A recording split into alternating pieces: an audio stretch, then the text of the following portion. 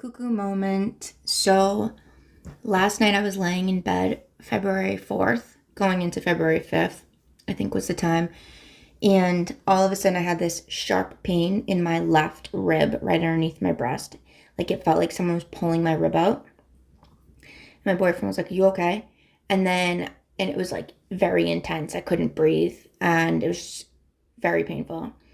Then it kept like moving, but it stayed right there on my left rib, but I kept feeling it in other places. And I was like, I feel like I'm being energetically attacked. But like, I don't really believe in that, right? Not to say it doesn't exist, but I personally believe I'm more powerful than that. And I'm more protected. So I was like, what is this? And he's like, well, throw up the protection, like tell them to leave you alone, whatever it is, right? Because I was just laying there happy, and then I was like, and I was shown me, because you stay curious, right? I was calling in my protection, calling in my dragons, like cleanse, clear, dissolve, all of that.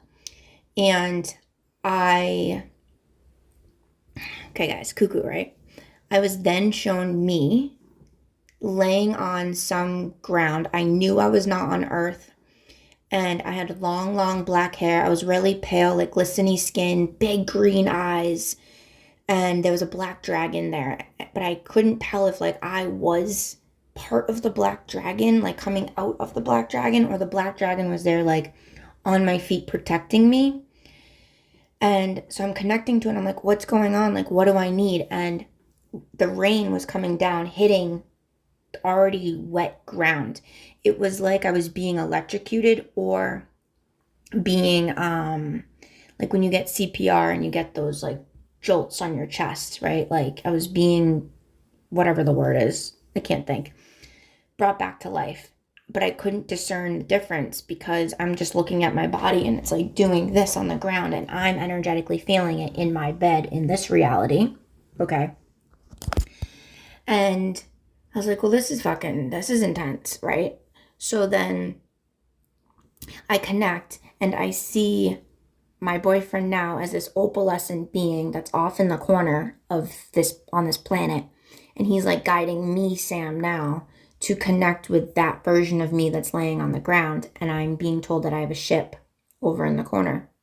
447667 is the number of this ship. And I had to keep saying it out loud. The more I said it out loud, I was able to bring that version of me into the ship.